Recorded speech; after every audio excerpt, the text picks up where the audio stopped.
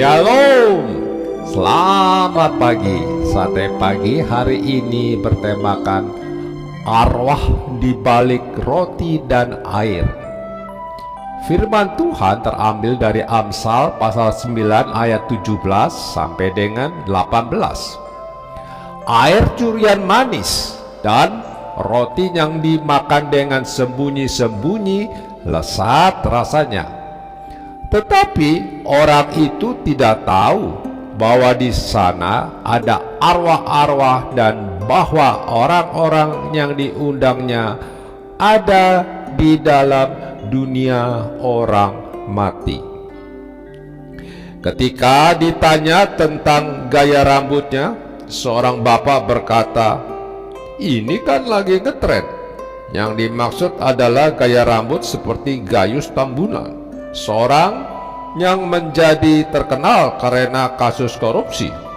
Bukan hanya gaya rambutnya saja, lagu yang menceritakan sedikit tentang Gayus pun menjadi sangat populer. Bukan hanya di kalangan anak muda, tetapi juga di kalangan bapak-bapak dan ibu-ibu. Memang sekitar berapa tahun yang lalu bangsa Indonesia dihebohkan dengan kasus Gayus Tambunan.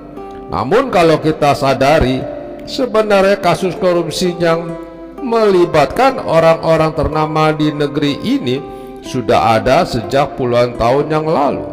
Sayangnya, itu tidak pernah menjadi pelajaran bagi generasi berikutnya. Akhirnya korupsi menjadi seperti kerak yang menempel di panci. Jika digosok dengan sembarangan, bisa-bisa pancinya yang bocor. Sangat mungkin para koruptor tidak membaca peringatan yang diberikan penulis Amsal bahwa di balik hasil korupsinya itu ada bahaya yang sedang mengancam. Atau kalaupun dia membaca peringatan tersebut karena dia orang Kristen, maka sesungguhnya dia sedang membiarkan dirinya menuju ke tempat yang mengerikan. Penulis Amsal menggambarkan benda atau uang hasil kecurangannya sebagai air dan roti curian. Di daerah padang gurun, air merupakan barang yang sangat berharga. Seringkali air menjadi milik pribadi, sehingga sering terjadi perselisihan gara-gara air. Sepertinya terjadi antara para gembala Gerar dengan para gembala Ishak.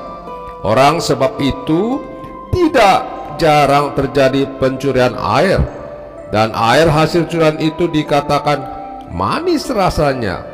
Manis rasanya, mereka tidak perlu bersusah-susah menggali. Di samping air, roti juga menjadi barang yang sangat berharga.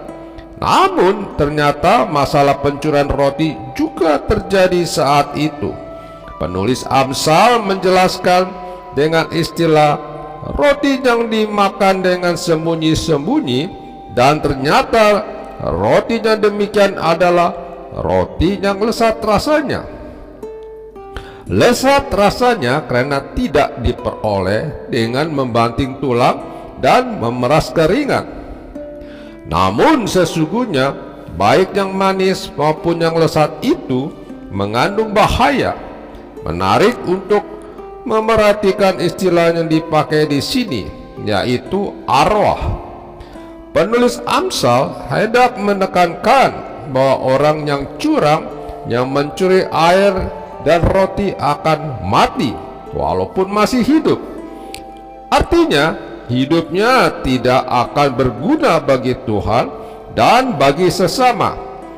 Bahkan dia tidak akan merasa bahagia.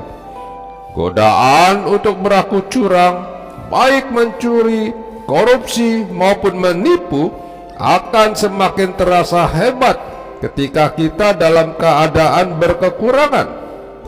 Ada juga orang Kristen yang tidak berpikir panjang, sehingga ketika kesulitan datang, dia pun melakukan kecurangan. Tentu saja orang Kristen seperti itu akan menjadi batu sandungan. berlawanan dengan maksud Tuhan baginya, yaitu menjadi garam dan terang.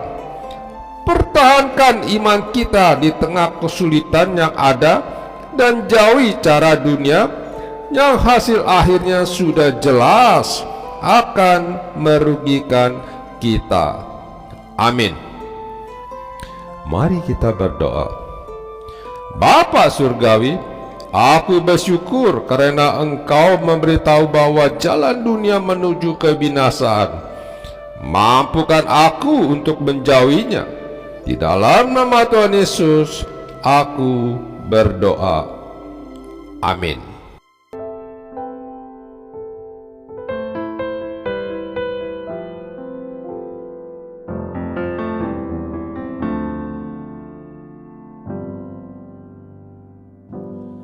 Aku suka saksikan dari hal Yesus yang menjadi sahabatku yang erat,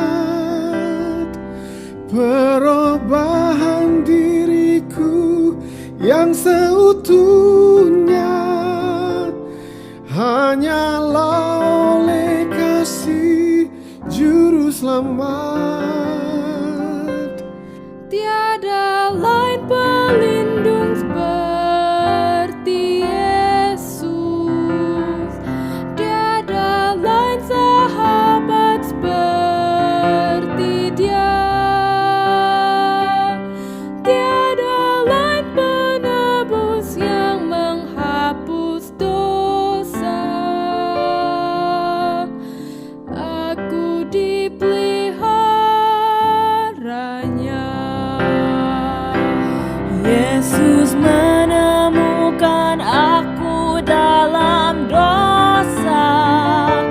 Hatiku berkeluh kesah dan sukar, tapi ku diangkat oleh tangan Yesus dan dipimpinnya di jalan yang benar.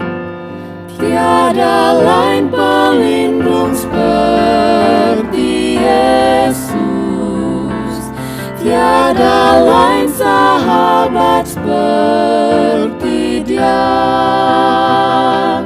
tiada lain penebus yang menghapus dosa. Aku dipeliharanya. Besar kasih-Mu ya Allah, sandaran penat jiwaku. Ku beri hidupku padamu agar mengalir kasih-Mu penuhi hatiku.